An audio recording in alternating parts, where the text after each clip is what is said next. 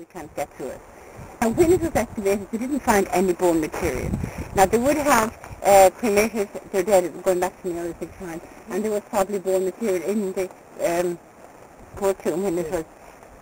But what happened was, as the peat developed, the acid in the peat was so strong, it would erode away the bone material.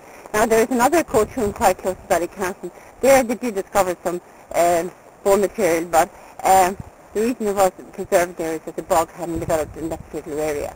Now, finding bog bodies and finding bone material, the difference is that if a fully intact body is placed into the bog, what happens is a kind of a tanning or leather effect comes on the skin. Therefore, then the whole skin will be preserved and the whole body will be preserved intact. Where if there was just bones, part of the body in the bog, the acid in the peat, if it was quite strong, there'd be no evidence of the bone material after some time. In recent times, about 2003, they did find a body in County Meath and another one in County Offaly. Now, what to say about both of these people, that they were in their early 20s, and they were both men, and one was 5'2" and the other was 6'2".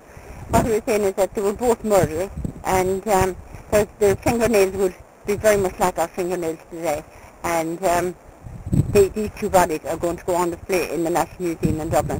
Before that, there would have been a body that was found in County Galway back in the 1800s, I think it was, and that was on display in the National Museum, but they didn't have the equipment that time to preserve it as much as they had it today. So we're looking forward to seeing those up in how old are they now?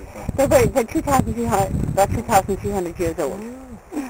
Remember, the skin was quite supple and murder was taking place in that time, yes, and one of them had been pinned down in the bog as well, and just to make sure that he didn't get away anyway. But the other second person that was found, he was found headless, and he just torso really in his arms and legs. So that's a very nice thing to find. Now, finding information really, going back to Neolithic time, is rather difficult because there's nothing written down going back to that time. So where the archaeologist really would get most of his information from the ground. And another thing was the pollen as well. They took pollen samples at different levels in the peat. So we're going back to almost 6,000 years ago. There was a huge decrease in the woodland pollen and a marked increase in grasses and pollen from grasses and pollen from weeds from the disturbed ground, indicating that something major had taken place here almost 6,000 years ago. That was without any climatic change occurring at that time.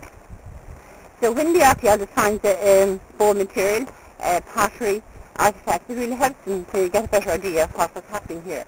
Finding this whole field system buried underneath the peat gave the archaeologist a much better insight into the type of farming that had taken place here over 5,000 years. Now, a lot of visitors wonder why they were just farming here and we have only the evidence here. The reason that happened here is that what happened was that these people left and they went off to areas where the bog hadn't developed and they started farming. Now, what has happened since each generation of farmers since that time continued on farming, and of course each generation of farmer would change the work of the previous generation's work. So over time, they have lost the evidence. Well, here at Ceide Fields, and why it's so important that the bog developed, it preserved what they had put in place.